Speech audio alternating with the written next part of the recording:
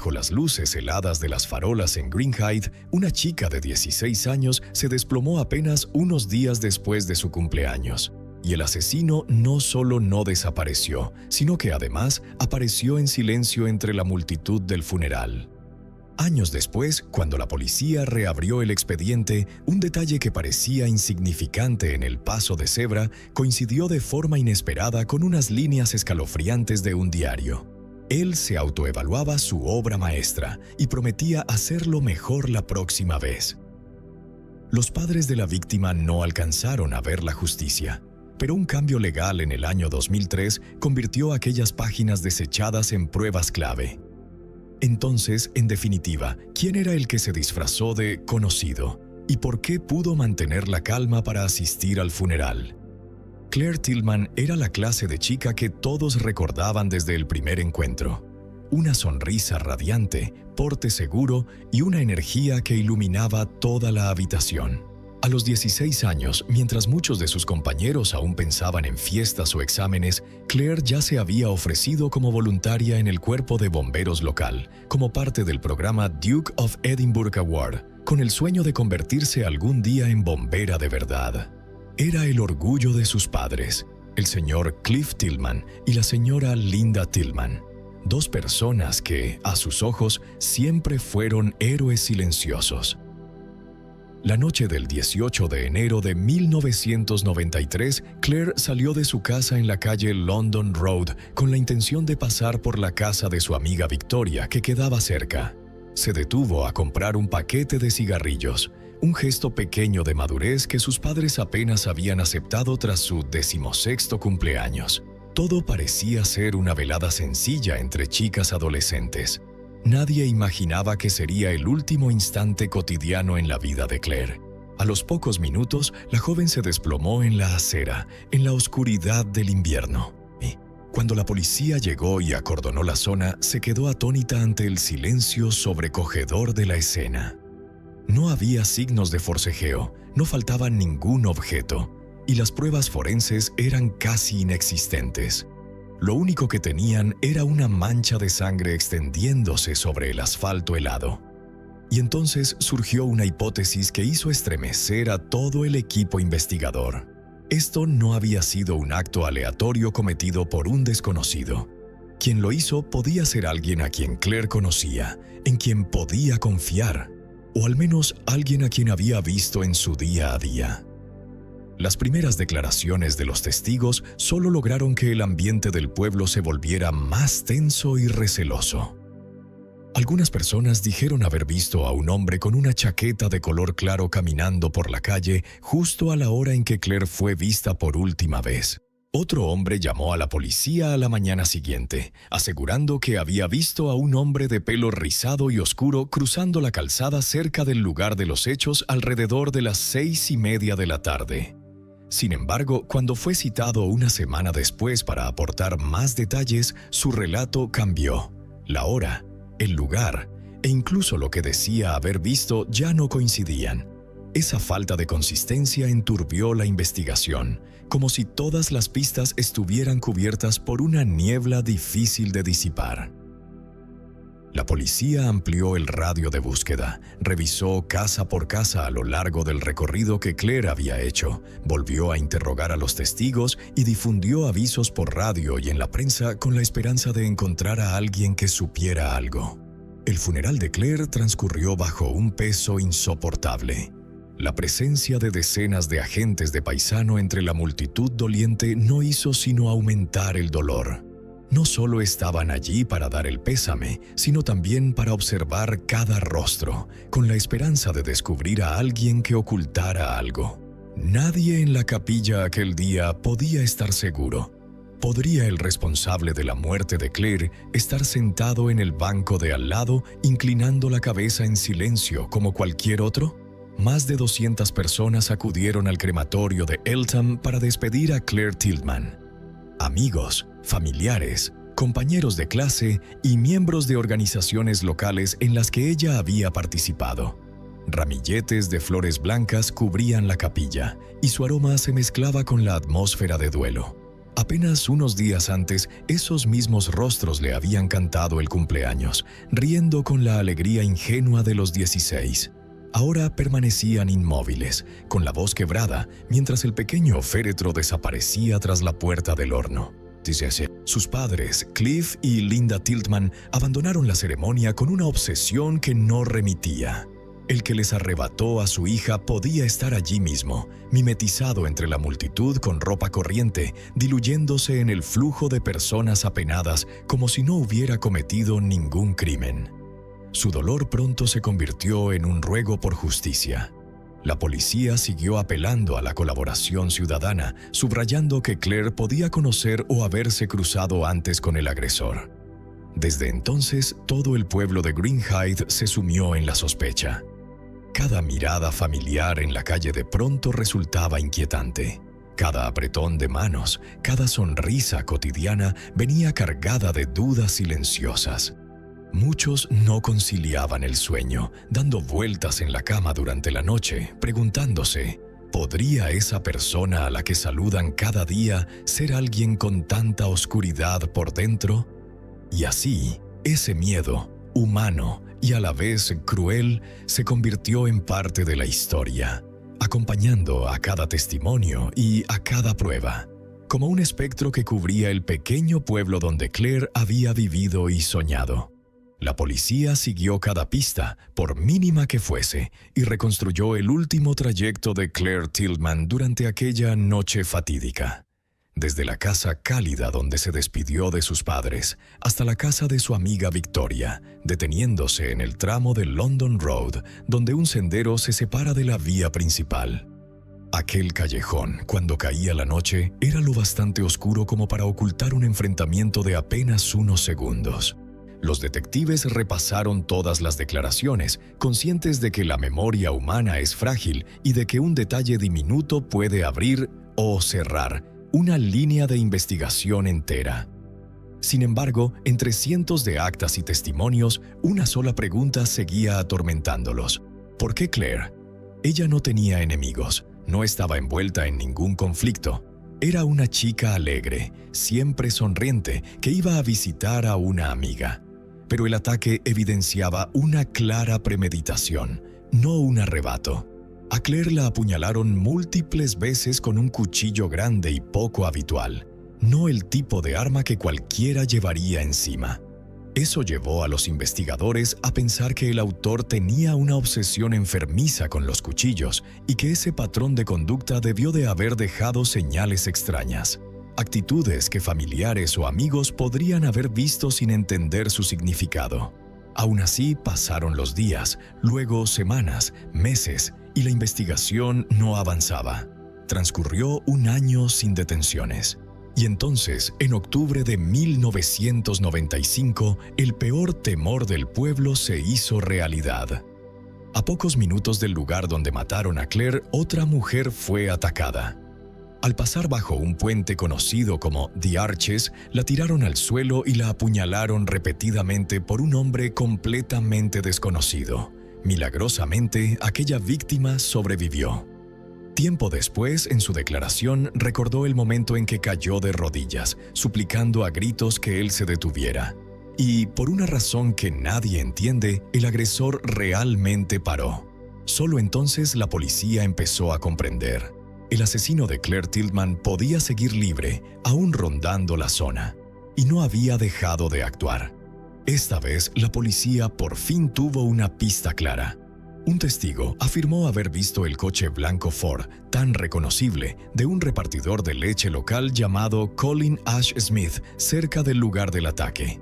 Ese nombre no era ajeno. Colin ya había sido interrogado varias veces durante la investigación de la muerte de Claire Tiltman, pero hasta entonces nunca hubo suficientes pruebas para acusarlo.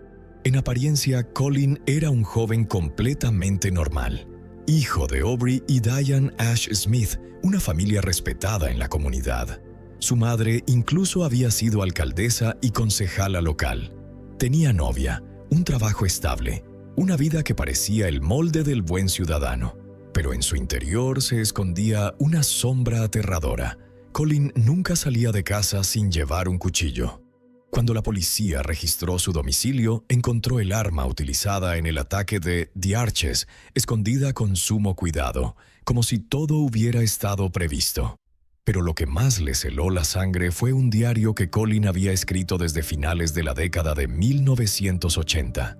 En esas páginas inquietantes describía con todo detalle cada ataque que había cometido, desde el modo de vigilar y elegir a la víctima hasta las sensaciones posteriores al crimen.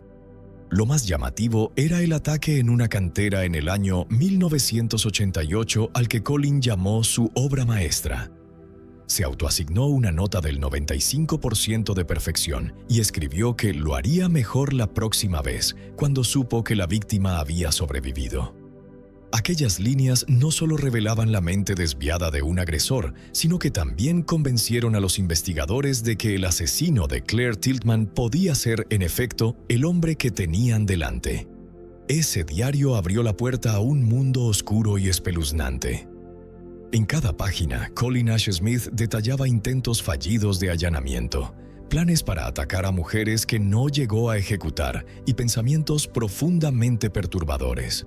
Incluso contaba que sus amigos solían burlarse llamándolo el psicópata de Swanscombe, sin saber que estaban rozando peligrosamente la verdad. Colin confesó además un detalle que dejó atónitos a los investigadores. Tras el ataque en la cantera del año 1988, él mismo había llamado a la policía presentándose como informante.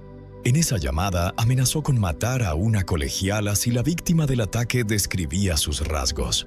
Era la arrogancia y el placer del poder de alguien que creía controlar incluso el miedo ajeno. Las páginas del diario no eran solo una confesión, sino también un plan para futuros asesinatos. Escribía ideas, plazos y hasta las emociones que quería alcanzar al repetir aquella sensación. Una frialdad calculadora y enfermiza. Llegado diciembre de 1996, Colin fue finalmente condenado a 3 cadenas perpetuas por los ataques de la cantera y bajo el puente The Arches. En el juicio admitió que en el ataque de 1995 actuó dominado por la ira porque sospechaba que su novia le era infiel. Condujo por la noche, buscando a cualquier persona en quien descargar su rabia. Al principio pensó en atacar a un hombre, pero cambió de idea. Eligió a una mujer, porque es más fácil de controlar. Tras el crimen, Colin regresó a casa, escondió el cuchillo y salió con total calma a jugar al billar, como si nada hubiera pasado. Esa serenidad, la línea difusa entre el delito y la vida cotidiana, le hizo ver a la policía que estaban ante alguien mucho más peligroso de lo que jamás habían imaginado. Luego, la policía descubrió algo inquietante. Colin había asistido al funeral de Claire. Conocía a su familia por el Royal British Legion Club, donde ambas familias se reunían con frecuencia. Claire incluso celebró allí su 16º cumpleaños, y Colin fue uno de los invitados. Cuando le volvieron a preguntar, Colin trató de desviar la sospecha hacia otro hombre, diciendo que encajaba con el sospechoso visto en la escena. Pero la investigación demostró que había mentido para despistar. Colin parecía tener una coartada. Su madre, la señora Diane, aseguró que él estaba con ella la noche en que mataron a Claire, repartiendo folletos para el ayuntamiento local. Sin embargo, ese testimonio se vino abajo con rapidez. La policía descubrió que el propio Colin fue quien los llamó un día después del crimen, fingiendo ser un testigo que había visto a un hombre de pelo rizado cerca del lugar. Más grave aún, su padre, el señor Aubrey, había destruido un cuchillo que Colin poseía en aquella época. Declaró que lo hirvió, lo desarmó y arrojó las piezas antes de que la policía registrara la casa. En el año 1997, Aubrey fue encarcelado por obstrucción a la justicia. Diane, por su parte, admitió en televisión que fue ella quien pidió a su marido deshacerse del cuchillo por miedo a que la policía sospechara de su hijo, aunque después negó que Colin estuviera involucrado. Los padres de Claire, en cambio, siempre creyeron que Colin era quien había matado a su hija. Poco a poco, la policía descubrió que Colin tenía un historial de acecho y obsesión con mujeres. las vigilaba durante meses y llegó a entrar en sus casas.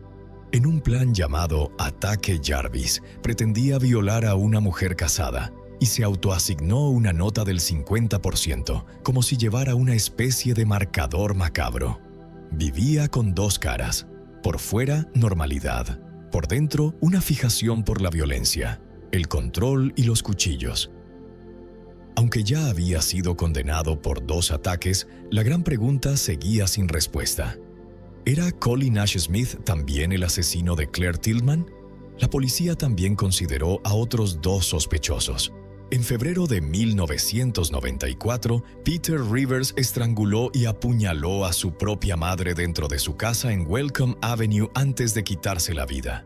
En una nota que dejó, afirmaba que su madre empezó a sospechar que él había matado a Claire. Otro personaje de interés fue Robert Napper, un violador en serie cuyos crímenes conmocionaron al país. Napper asesinó a 3 mujeres, incluida Rachel Nichols en Wimbledon Common en 1992, y a Samantha Bissett y su hija de 4 años, Jasmine, en 1993. Sus ataques eran frenéticos, sádicos y con uso de cuchillos. No sería llevado ante la justicia por el asesinato de Rachel Nichols hasta el año 2008. Pasaron los años y el caso se enfrió. En el año 2003, una década después del asesinato, los vecinos de Greenhithe seguían recordando a Claire. Se colocó una placa conmemorativa en London Road, pero en un acto deplorable de vandalismo fue arrancada de la pared. Aún así, los compañeros y profesores de Claire nunca la olvidaron. Muchos siguieron enviando tarjetas de Navidad a sus padres cada año. Para Cliff y Linda, el dolor era insoportable. Linda dijo que jamás podría perdonar a quien se llevó la vida de su hija. Esa persona debía ser atrapada. Ese mismo año se promulgó la Ley de Justicia Penal de 2003, que permitía a los jurados conocer los antecedentes penales y el mal carácter de un acusado, un cambio legal que, con el tiempo, resultaría crucial para el caso de Claire. Pero antes de que ese impacto se hiciera sentir, la tragedia golpeó de nuevo. En el año 2008, Linda murió de cáncer con tan solo 56 años. 4 años después, en el año 2012, Cliff, que había vivido con un dolor inimaginable, pronunció un último ruego en el aniversario del asesinato de Claire. Dijo que su hija habría cumplido 35 años y que él todavía lloraba a solas durante horas. Meses más tarde, él también falleció a los 62 años, sin llegar a ver justicia para Claire. En el año 2013, en el 20º aniversario del asesinato de Claire, sus amigos organizaron una caminata a la luz de las velas por el camino que ella había tomado aquella noche. La vigilia tenía como objetivo no solo honrar su memoria, sino también generar nuevas pistas. Incluso el primer ministro pidió públicamente información, prometiendo que el gobierno apoyaría la investigación. El dolor en Greenhithe seguía vivo 2 décadas después. Al mismo tiempo, comenzó una revisión del caso. Los avances en ciencia forense, especialmente en análisis de ADN, ofrecían una nueva esperanza. Los investigadores revisaron antiguas pruebas con la expectativa de que la tecnología moderna lograra lo que antes había fallado. Y entonces surgió un avance importante. Un hombre llamado Stefan, que había compartido celda con Colin Ash Smith, recordó algo que Colin le contó: que estuvo cerca de un paso de cebra la noche de la muerte de Claire y que se enfureció y arremetió cuando vio a alguien allí. Este detalle era crucial. Ninguno de los ataques por los que Colin había sido condenado ocurrió cerca de un paso de cebra, pero en la escena del asesinato de Claire Tilghman sí lo había. Con base en esa declaración, en septiembre de 2013, la policía registró la antigua casa familiar de Colin. Dentro encontraron un periódico guardado de la primera conmemoración del asesinato de Claire. Los equipos forenses recogieron pruebas y peinaron la propiedad. Los vecinos recordaban que la casa ya había sido registrada antes, pero esta vez se sintió diferente. El padre de Colin, Aubrey, seguía negando la implicación de su hijo, pero la sospecha no hizo sino profundizarse.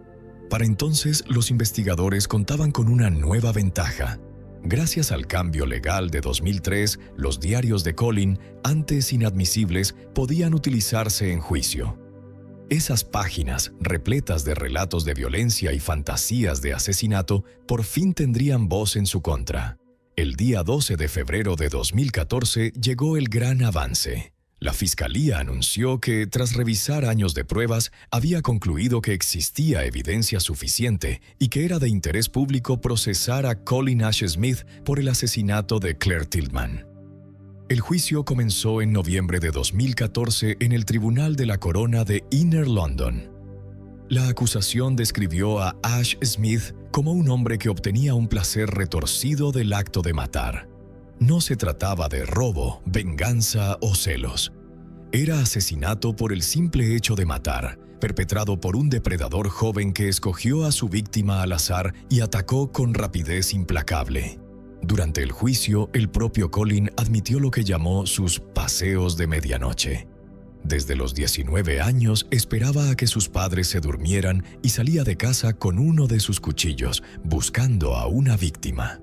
Confesó que el ataque de la cantera de 1988 se trató de sentirse poderoso, de tener control sobre alguien cuando él se sentía insignificante e ignorado.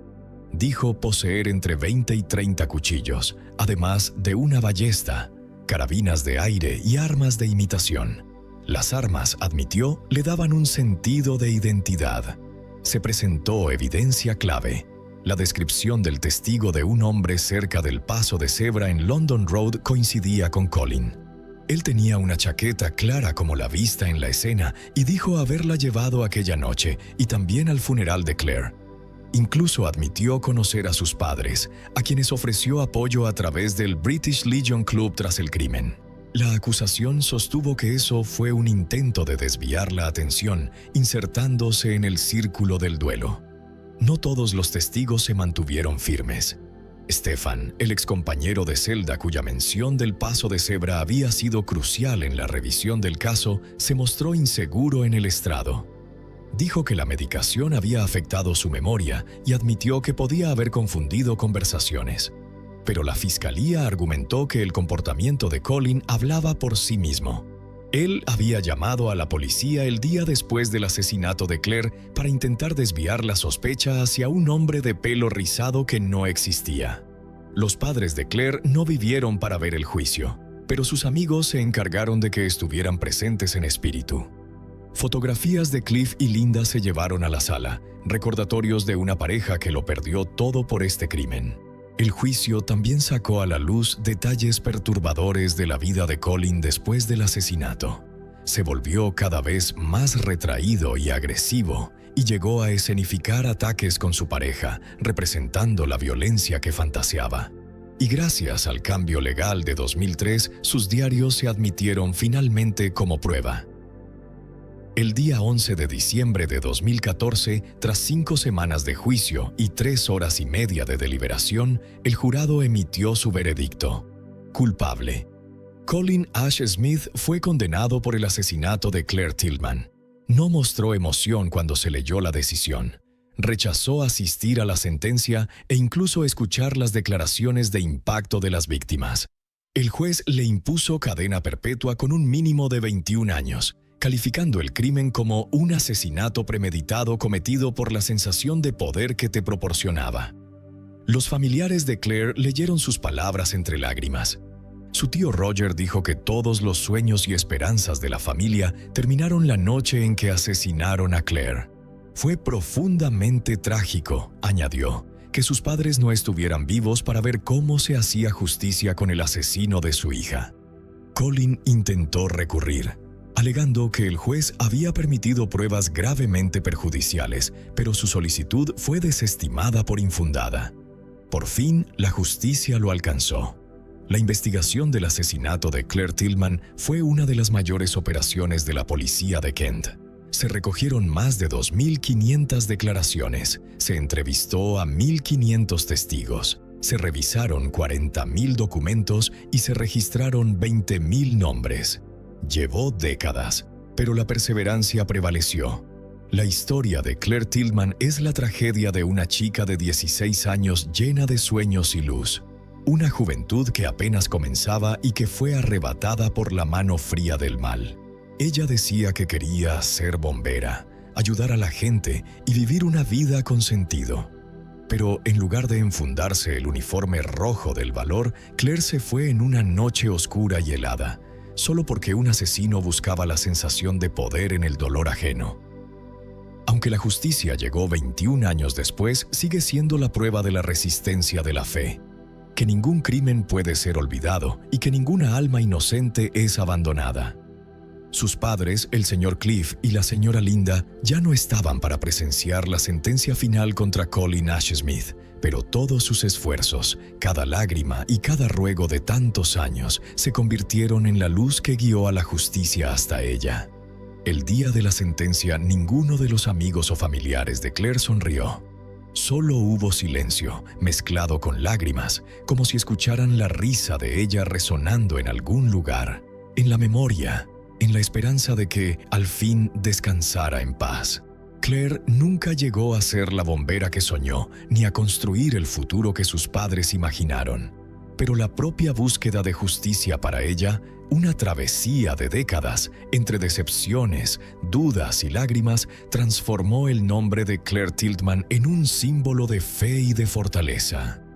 Ahora, cada vez que la gente de Greenhithe pasa por el pequeño camino donde ella cayó, se detiene un instante, deja una flor o guarda unos segundos de silencio.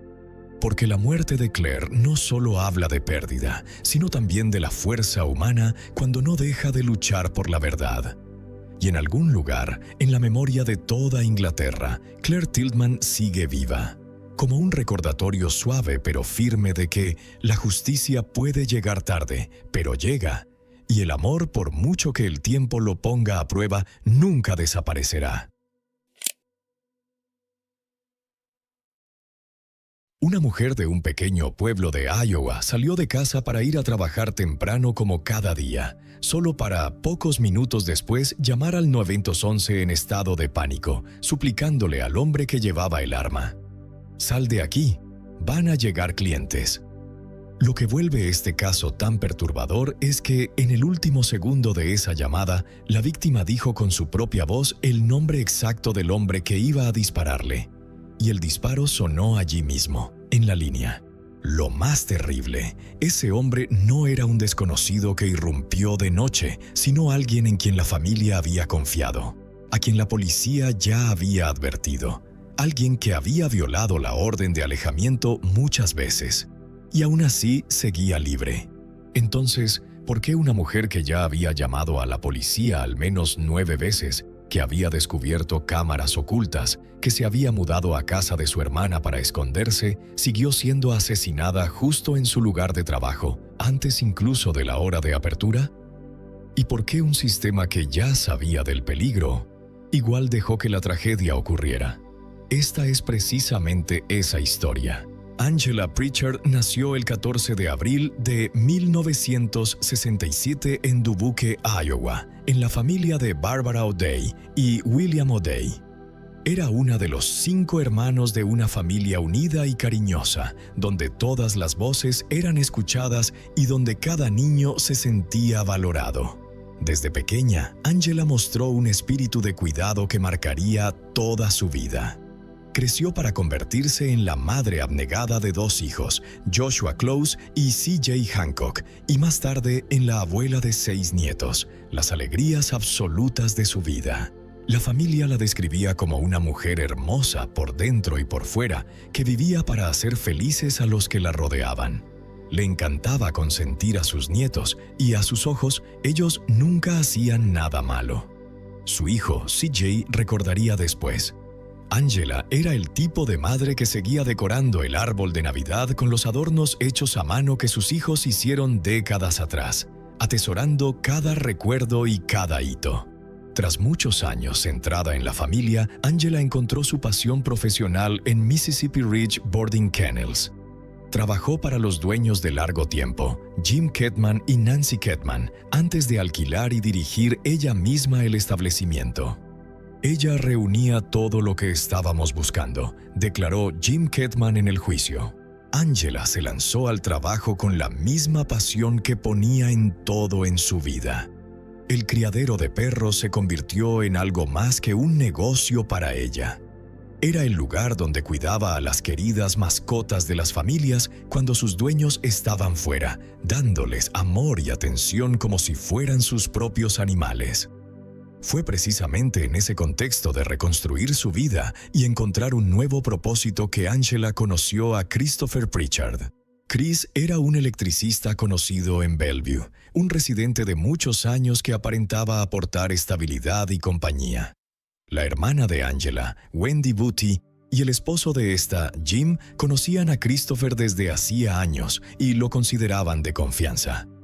«Yo le confiaría a mis hijos. Él era bueno, amable, sincero, trabajador, divertido», declaró después Wendy. Tras alrededor de 2 años de noviazgo, Angela y Christopher se casaron en marzo de 2019. Lo que parecía la pareja perfecta, el electricista trabajador y la mujer que dirigía con esmero el criadero de perros, empezó poco a poco a mostrar su lado oscuro. Al principio, Christopher parecía ser todo lo que Angela necesitaba. Estaba estable económicamente, era respetado en la comunidad y parecía realmente interesado en ella. La pareja se asentó en la vida matrimonial, con Angela continuando al frente del criadero de perros mientras Christopher mantenía su trabajo de electricista. Pero la realidad estaba muy lejos de la fachada que mostraban al mundo. Según los expedientes judiciales y los testimonios, Christopher tenía un pasado inquietante. En noviembre de 2019 fue arrestado por robo en primer grado. En lugar de afrontar las consecuencias, la policía supuestamente accedió a dejarlo en libertad bajo fianza y permitió 31 aplazamientos de juicio en los 4 años siguientes. Esos aplazamientos, argumentaría después la familia de Angela en la demanda, le dieron a Christopher Pritchard libertad y lo alentaron a acosar y agredir de forma continuada a Angela Marie Pritchard. La relación que alguna vez había sido prometedora empezó a resquebrajarse en la primavera de 2022. La hermana de Angela, Wendy, notó el cambio de inmediato. Se convirtió en otra persona, muy enojada. Podías ver el cambio. Angela empezó a tener mucho miedo. Estaba triste, ansiosa, declaró Wendy en el juicio de Christopher. Lo que había empezado como discusiones esporádicas escaló hacia algo mucho más oscuro. Christopher se volvió controlador, posesivo y cada vez más violento. Pero Angela, como muchas víctimas de violencia doméstica, se vio atrapada en un ciclo de maltrato del que era difícil escapar. La mujer que había dedicado su vida a cuidar de los demás ahora vivía con miedo, documentando el terror de la única forma que sabía. Angela era muy meticulosa, una persona que lo anotaba todo en su vida. Su hermana Wendy la recordaba con mucho cariño. Ella era famosa por las notas adhesivas para todo. Pero esas notitas de colores brillantes no eran recordatorios de tareas diarias ni listas de compras. Se convirtieron en el diario de violencia doméstica de Angela, el registro de la ira creciente de Christopher y de su propio miedo cada vez mayor. Una nota escrita justo antes de morir revelaba la profundidad de su miedo. «Creo que Chris puede hacer cualquier cosa», le dijo a mi hermana que no le importaba ir a la cárcel. «Ha puesto armas por toda la planta de arriba en 3 habitaciones distintas».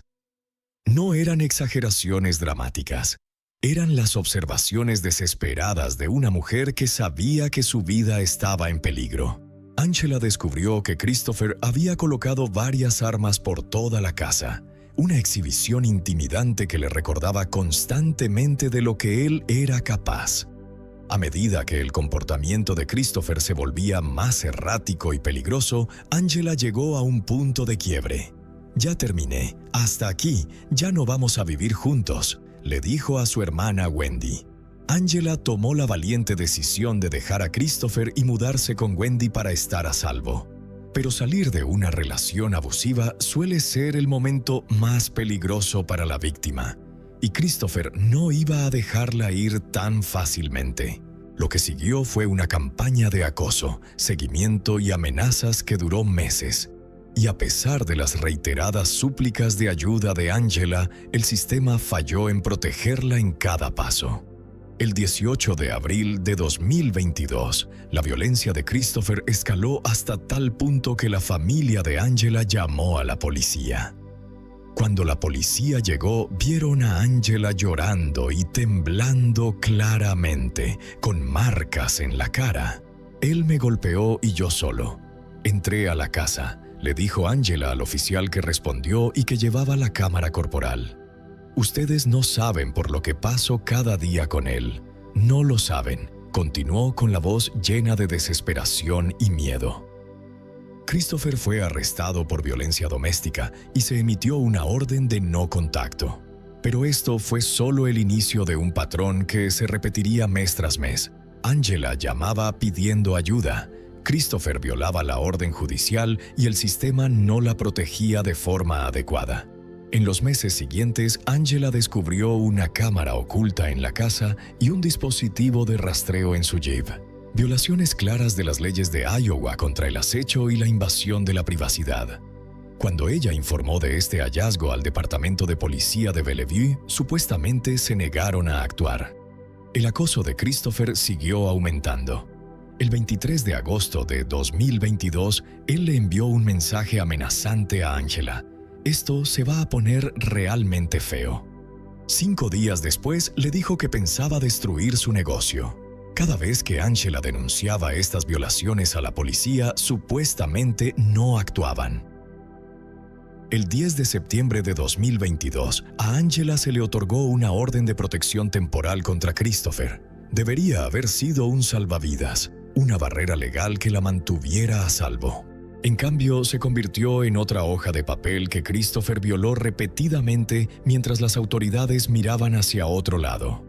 Lo que debería haber sido un simple caso de aplicación de una medida de protección se convirtió en un ejemplo trágico de cómo el sistema falla a las víctimas de violencia doméstica.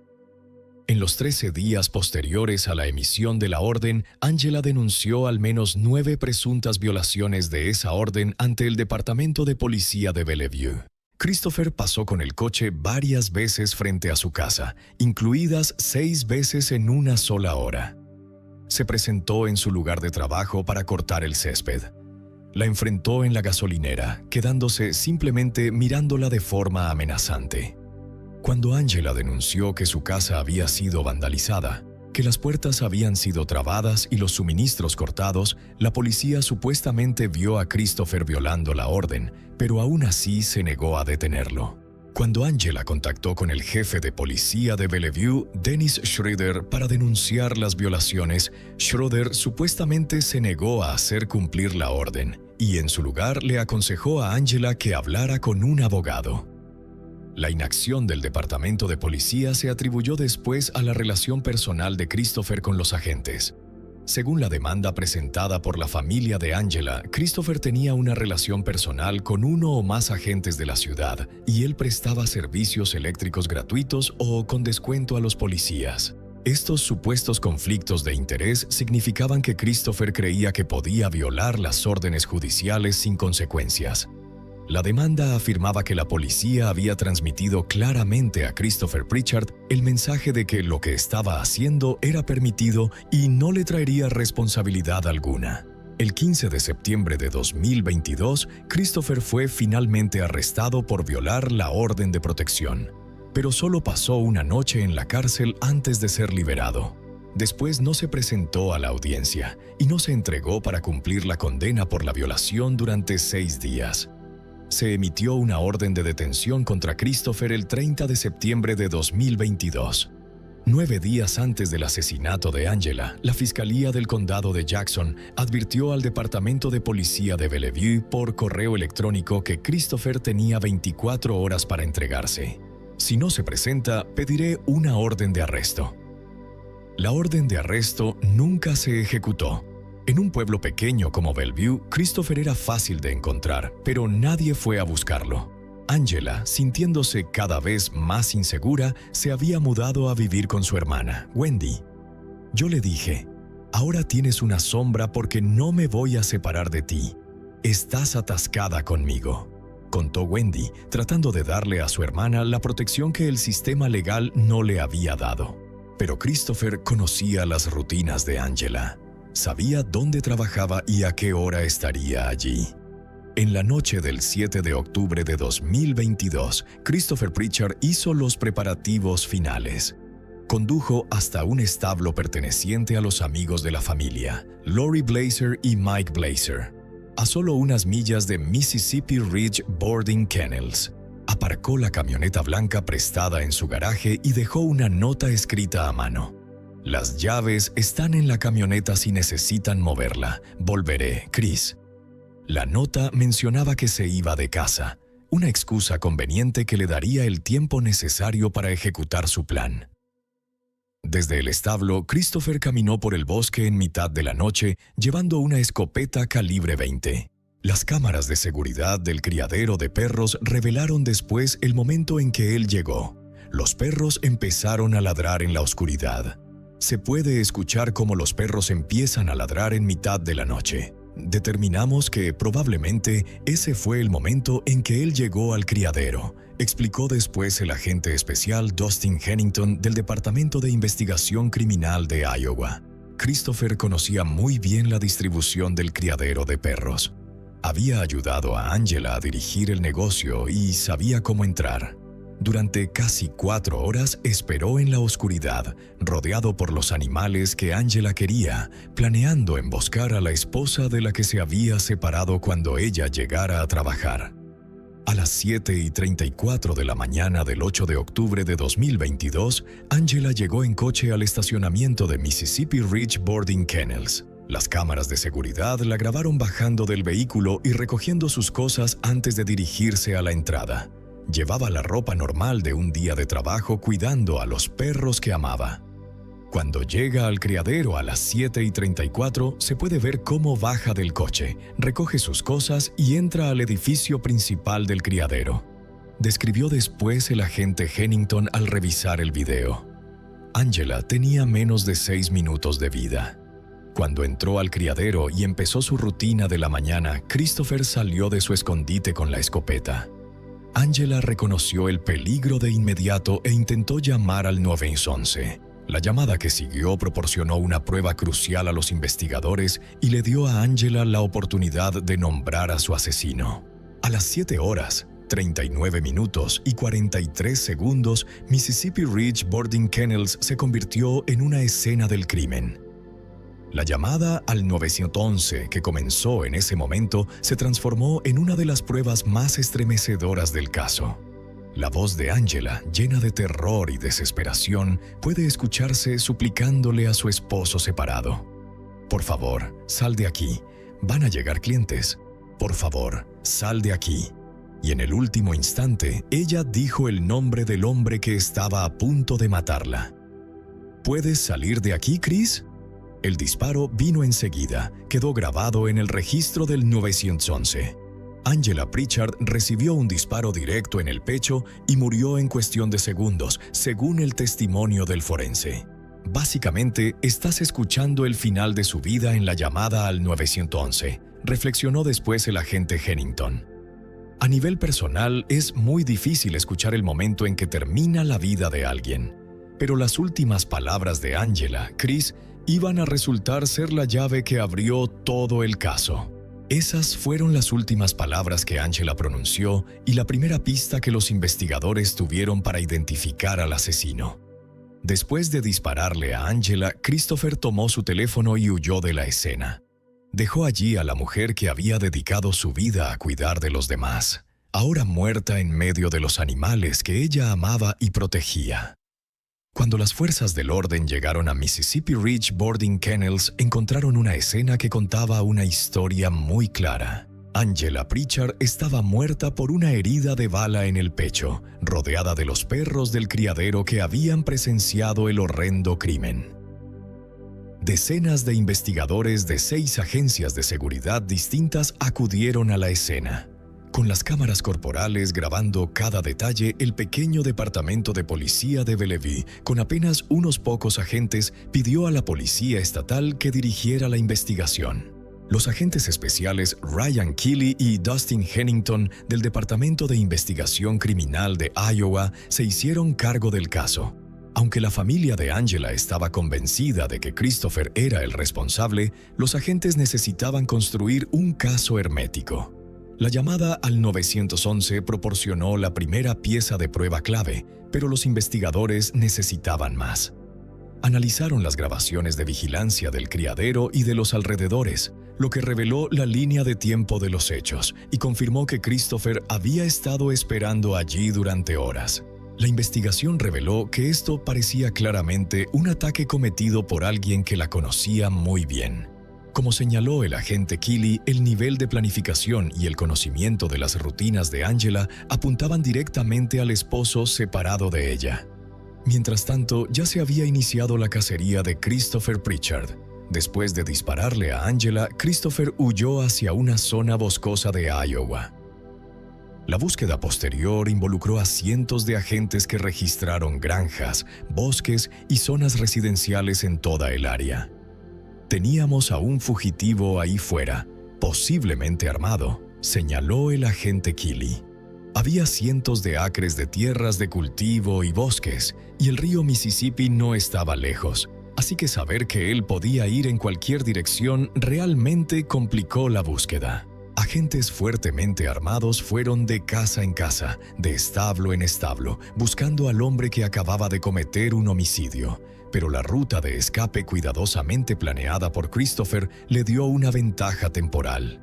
El giro clave del caso vino de una fuente inesperada: Lori Blazer y Mike Blazer, la pareja dueña del establo que Christopher había usado para esconder el vehículo de huida.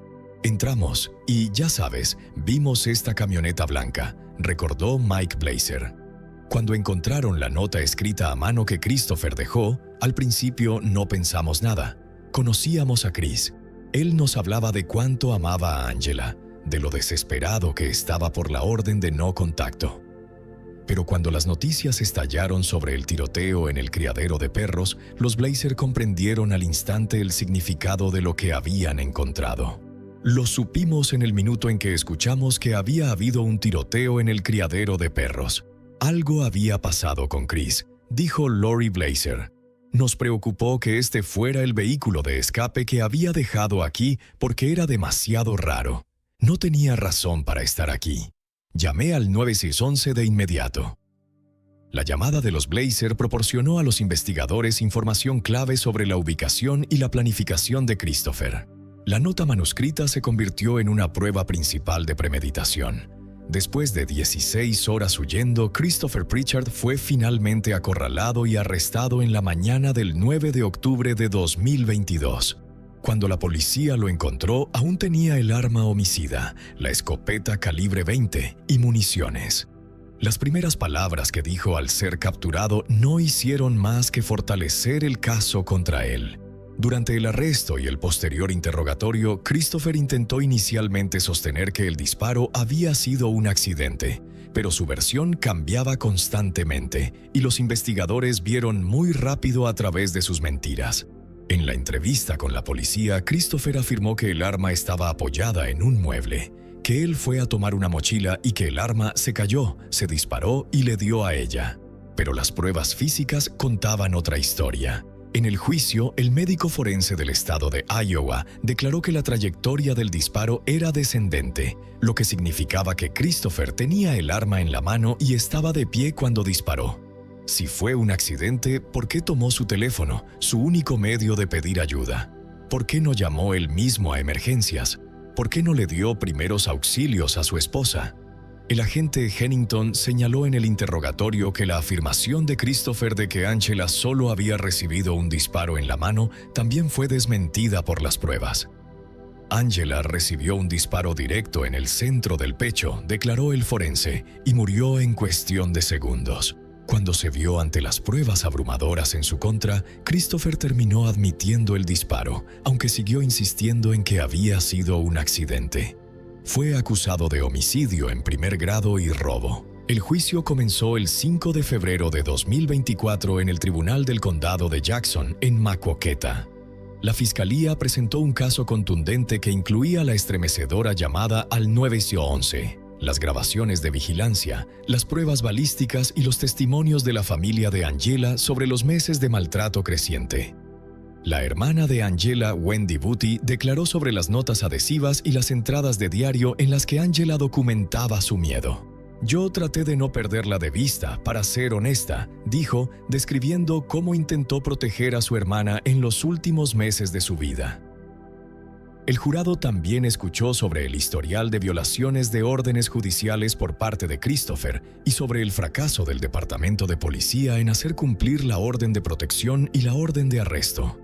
Tras 4 días de testimonios, el caso pasó al jurado. Estábamos afuera del tribunal solo estirando las piernas y, ya sabes, el jurado regresó, recordó Wendy Booty. Eso tenía que ser una buena señal cuando volvieron en menos de 1 hora.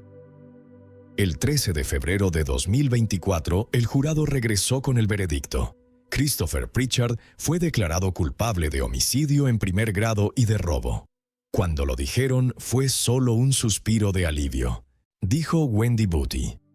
El 22 de marzo de 2024, Christopher fue sentenciado a la pena obligatoria por homicidio en primer grado en Iowa, cadena perpetua sin posibilidad de libertad condicional. Cuando se dictó la cadena perpetua sin posibilidad de libertad condicional, la sala se quedó completamente en silencio. No por alivio, sino por vacío. La familia de Angela sabía que, por fin, se había hecho justicia. Pero lo que de verdad esperaban no iba a volver nunca.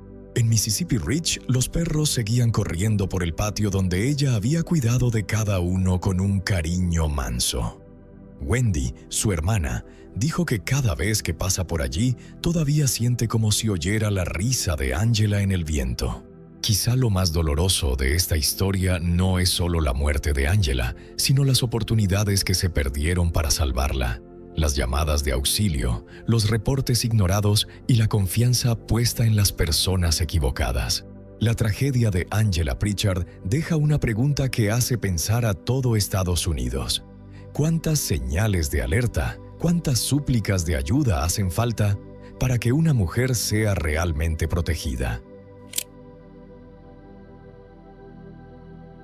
La noche del 7 de mayo de 2011, en la casa suburbana tranquila en Bournemouth, la chica de 17 años, Emily Longley, la modelo hermosa que acababa de regresar de Nueva Zelanda a Inglaterra, entró en la casa de su novio Elliot Turner para nunca salir.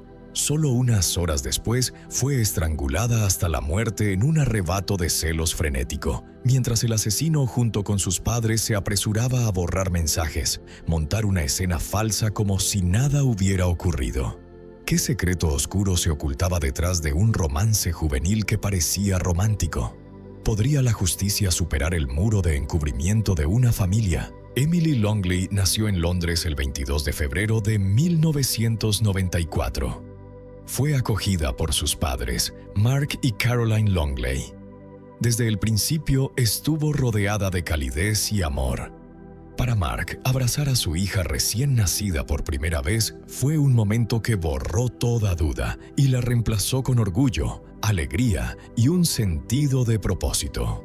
Con su cabello rubio suave y ojos azules centelleantes, Emily se convirtió inmediatamente en la encarnación viva de las esperanzas futuras de sus padres. Su infancia comenzó de la manera más ordinaria pero preciosa, llena de cuentos antes de dormir, salidas familiares y pequeñas tradiciones que anclan a un niño a su hogar. Era curiosa, vivaz y rápida para sonreír.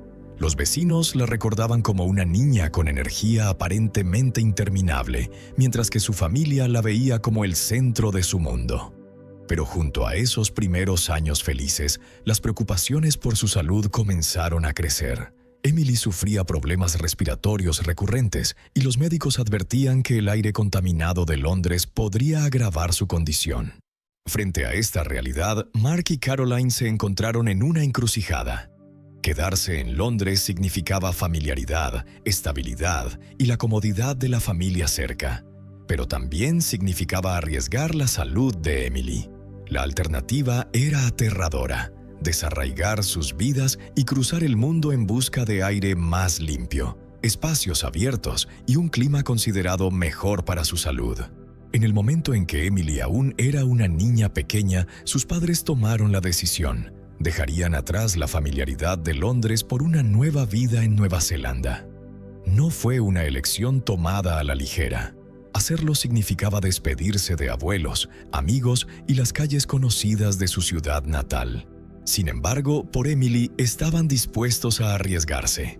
Con corazones pesados pero espíritus decididos, la familia Longley cruzó continentes con la esperanza de darle a su hija el futuro más saludable y brillante posible. Nueva Zelanda, con sus espacios abiertos y ritmo de vida más lento, se convirtió en el nuevo hogar de Emily. Al principio, la transición fue intimidante, pero Emily mostró la resiliencia que la definiría más tarde. Se adaptó rápidamente, formando amistades, destacando en sus estudios y desarrollándose en una joven confiada. Los profesores admiraban su inteligencia y curiosidad, describiéndola como una estudiante que nunca se contentaba con respuestas superficiales. Emily siempre quería saber más. Junto a su éxito académico, otro aspecto de Emily comenzó a brillar. Su belleza natural y compostura comenzaron a atraer atención, primero localmente y luego a mayor escala. Lo que empezó con pequeñas oportunidades de modelaje pronto floreció en sesiones de fotos regulares, apariciones en revistas y desfiles en pasarelas. Tenía una presencia que las cámaras amaban, brillante, fresca y llena de personalidad. A finales de su adolescencia, equilibraba sus estudios con una prometedora carrera de modelaje. Entrando en un mundo emocionante y exigente, Emily regresó a Inglaterra desde Nueva Zelanda en 2009 para continuar sus estudios, viviendo con sus abuelos en Bournemouth. Fue allí, en la vibrante escena social de la ciudad costera, donde se cruzó por primera vez con Elliot Turner. Se conocieron a través de amigos mutuos a finales de 2010 en bares y clubes que atraían a muchos jóvenes de su edad. Elliot destacaba en esos entornos, ostentoso, confiado y ansioso por ser notado.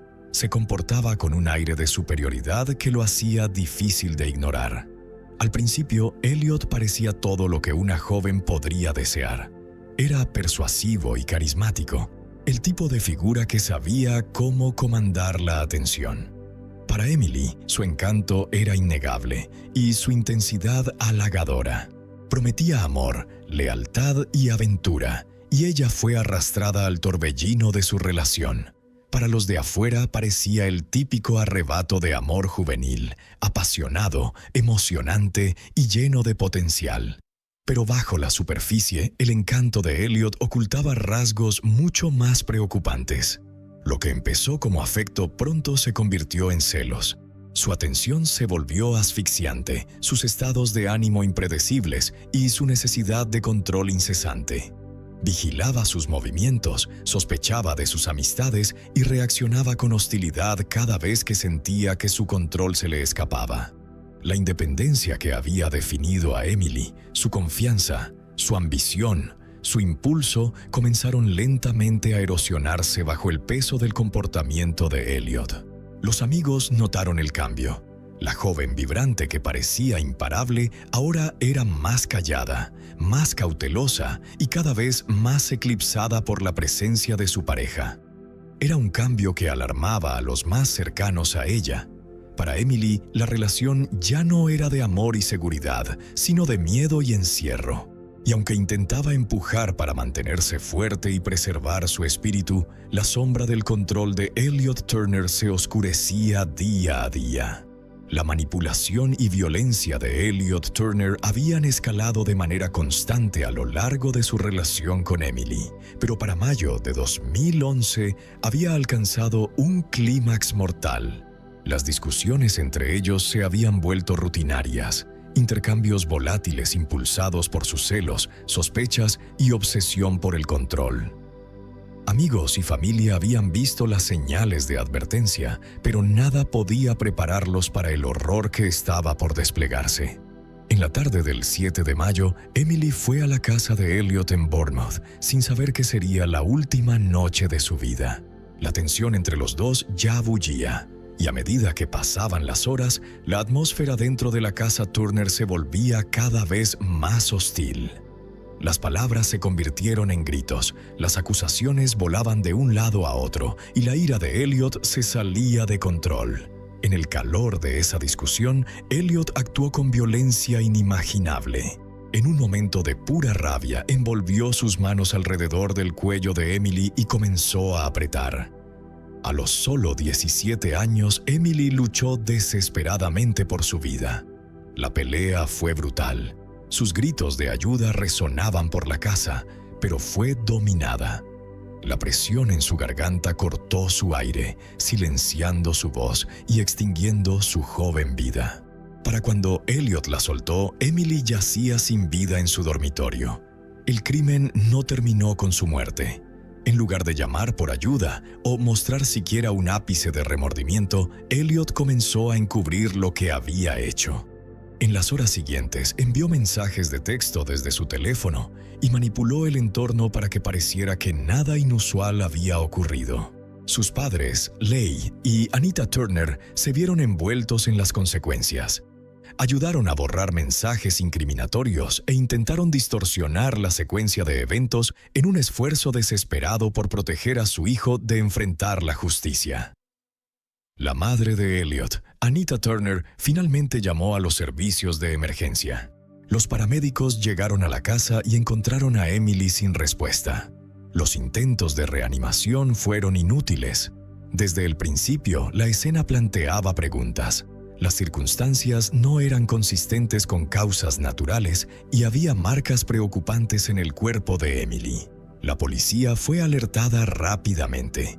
Los investigadores llegaron a la casa Turner para comenzar a reconstruir lo que había sucedido. Sus primeras impresiones fueron nubladas por la historia que Elliot y sus padres intentaban vender, que la muerte de Emily fue repentina e inesperada, pero los detectives pronto sospecharon. Los moretones alrededor de su cuello, las hemorragias petequiales en sus ojos y las señales de lucha apuntaban a un acto violento. La investigación adicional reveló inconsistencias en el relato de Elliot. Su comportamiento durante las entrevistas fue defensivo y su cronología de eventos no coincidía con la evidencia forense. La evidencia digital se convirtió en otra pieza crucial del rompecabezas. Los mensajes de texto borrados entre Elliot y sus padres revelaron conversaciones frenéticas en las horas posteriores a la muerte de Emily.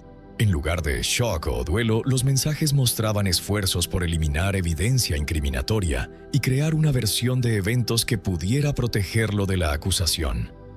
Para Mark y Caroline Longley, la noticia fue devastadora más allá de la comprensión. Su hija, que había regresado a Inglaterra para perseguir sus estudios y carrera de modelaje, había sido asesinada en un lugar donde debería haberse sentido segura. La crueldad de sus momentos finales los atormentaba, mientras que los esfuerzos de otra familia por proteger a su asesino añadían insulto a una lesión inimaginable. La comunidad de Bournemouth también fue sacudida hasta el núcleo. Una adolescente brillante y prometedora había sido silenciada en una casa suburbana. Su vida robada no por un extraño, sino por alguien que conocía. Alguien en quien una vez creyó que la amaba. La muerte de Emily obligó a confrontar los peligros ocultos de las relaciones tóxicas. Cómo los celos y el control, si no se controlan, pueden culminar en violencia letal. En las secuelas de la muerte de Emily, la policía descubrió que los padres de Elliot, Anita y Leigh Turner se habían involucrado en los eventos posteriores. La evidencia judicial posterior mostró que ayudaron a su hijo a intentar encubrir sus huellas. Borraron mensajes de texto de los teléfonos, le aconsejaron qué decir e intentaron construir una versión de eventos que lo distanciara de la responsabilidad.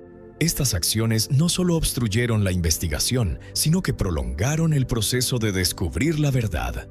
Lo que podría haber sido un camino directo a la rendición de cuentas fue nublado por intentos de proteger a Elliot, retrasando la justicia y añadiendo a la angustia de la familia de Emily en duelo. En las horas posteriores a la muerte de Emily Longley, el 7 de mayo de 2011, las preguntas comenzaron inmediatamente a surgir. Al principio, la explicación ofrecida por Elliot y sus padres parecía vaga y poco convincente. Afirmaban que Emily había muerto repentinamente sin advertencia, pero la evidencia frente a los investigadores contaba una historia diferente. Los moretones alrededor de su cuello, las hemorragias petequiales en sus ojos y las señales de una lucha violenta apuntaban a juego sucio. Esta no era una muerte natural. Emily había sido estrangulada. La policía aseguró rápidamente la escena y comenzó a recopilar evidencia. En los días siguientes, los detectives entrevistaron testigos, examinaron registros digitales y miraron de cerca el comportamiento de Elliot. La historia que emergió era escalofriante. Durante meses, Elliot había mostrado patrones de celos y control hacia Emily. La había amenazado, monitoreado su paradero y estallado en rabia cada vez que sentía que su control se le escapaba. Los mensajes de texto recuperados de los teléfonos pintaban un cuadro de una relación abusiva encaminada al desastre. Pero la investigación no se detuvo solo en Elliot. La atención pronto se volvió hacia sus padres, Anita y Leigh Turner. En lugar de ir a las autoridades inmediatamente o cooperar plenamente, habían tomado medidas para proteger a su hijo. La evidencia presentada más tarde en el tribunal mostró que habían borrado mensajes de texto, aconsejado a Elliot qué decir e intentado construir una versión de eventos que lo distanciara de la responsabilidad. Lo que podría haber sido un camino directo a la justicia fue obstruido por intentos de proteger a su hijo de las consecuencias de sus acciones. A medida que los detectives armaban el caso, la historia de Elliot continuaba desmoronándose. Su comportamiento después de la muerte de Emily levantó más sospechas. En lugar de mostrar duelo o remordimiento, era defensivo y a veces desafiante. El análisis forense confirmó lo que los investigadores ya sospechaban. La muerte de Emily no fue un accidente. La presión en su garganta, el daño debajo de su piel y las señales de lucha contaban una historia clara e innegable. Elliot Turner la había estrangulado en un ataque de rabia. En el verano de 2011 se presentaron cargos. Elliot Turner fue formalmente acusado de asesinato, mientras que sus padres fueron acusados de pervertir el curso de la justicia. El caso estaba programado para ser oído en el Tribunal de la Corona de Winchester y desde el principio atrajo amplia atención. Emily había sido una joven brillante y hermosa con un futuro prometedor, y su muerte a manos de su novio resonó profundamente tanto en el Reino Unido como en su Nueva Zelanda natal. El juicio comenzó en abril de 2012, menos de un año después de su muerte. Dentro del tribunal, cada aspecto de la vida de Emily y sus últimos meses fue examinado. La fiscalía delineó una cronología del comportamiento controlador cada vez mayor de Elliot, sus celos cuando hablaba con otros hombres, su temperamento violento y sus amenazas repetidas. Los testigos testificaron sobre la naturaleza tormentosa de su relación y el miedo que Emily había confiado a los cercanos. La evidencia digital resultó pivotal. Los mensajes de texto entre Elliot y Emily revelaron la toxicidad de su relación, mientras que las conversaciones borradas entre Elliot y sus padres mostraron los esfuerzos por ocultar la verdad. Los fiscales argumentaron que estos borrados fueron intentos deliberados de obstruir la justicia, asegurando que evidencia crucial del estado mental de Elliot nunca se viera. La defensa, por su parte, intentó sembrar duda en el caso de la fiscalía, sugiriendo que Elliot no tenía intención de matar a Emily, pero la evidencia médica dejó poco espacio para la ambigüedad. Los patólogos describieron las lesiones consistentes con estrangulamiento, y el jurado escuchó en detalle doloroso cómo se desarrollaron los momentos finales de Emily. La fiscalía enfatizó el historial de amenazas de Elliot y su negativa a aceptar el intento de Emily de dejarlo. Para ellos, esto no era un accidente trágico, era asesinato. El juicio estaba cargado de emoción. Los amigos y familia de Emily se sentaban en la galería, escuchando mientras su vida, su carácter y sus momentos finales eran diseccionados en el tribunal. Para sus padres, Mark y Caroline, era agonía revivir la muerte de su hija en tanto detalle, pero permanecieron firmes, decididos a ver que se hiciera justicia. Después de semanas de testimonio y evidencia, el jurado alcanzó su veredicto. En mayo de 2012, Elliot Turner fue encontrado culpable de asesinar a Emily Longley. El juez lo sentenció a cadena perpetua con un mínimo de 16 años antes de que se pudiera considerar la libertad condicional. Sus padres, Anita y Lake, también fueron condenados por pervertir el curso de la justicia. Ambos recibieron sentencias de prisión suspendidas por su rol en borrar mensajes e intentar proteger a su hijo. El veredicto en el Tribunal de la Corona de Winchester marcó el fin de un capítulo doloroso para la familia de Emily. Pero no fue el fin de su historia. En las secuelas del juicio, la atención se volvió hacia lo que significaba su muerte, no solo para quienes la amaban, sino para la sociedad en general. El asesinato de Emily se convirtió en un punto de reunión en las conversaciones sobre abuso doméstico, tanto en el Reino Unido como en Nueva Zelanda, donde había pasado gran parte de su infancia. En el Reino Unido, grupos de defensa usaron la historia de Emily para destacar los peligros ocultos de las relaciones controladoras.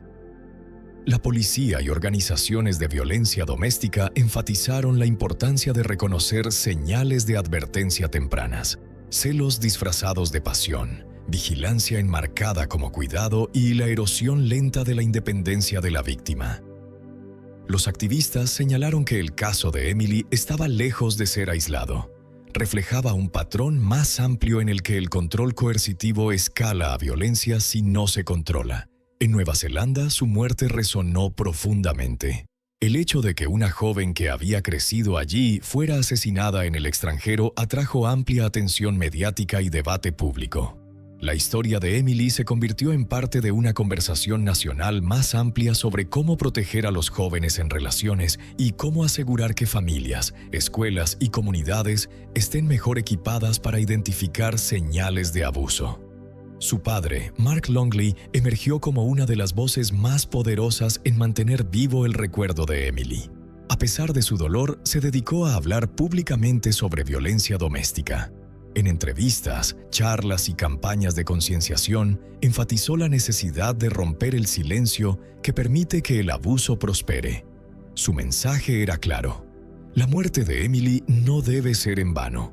Al compartir su historia, esperaba salvar a otras hijas, hermanas y amigas del mismo destino. El caso de Emily también destacó los fallos y puntos ciegos en cómo la sociedad a menudo responde al abuso.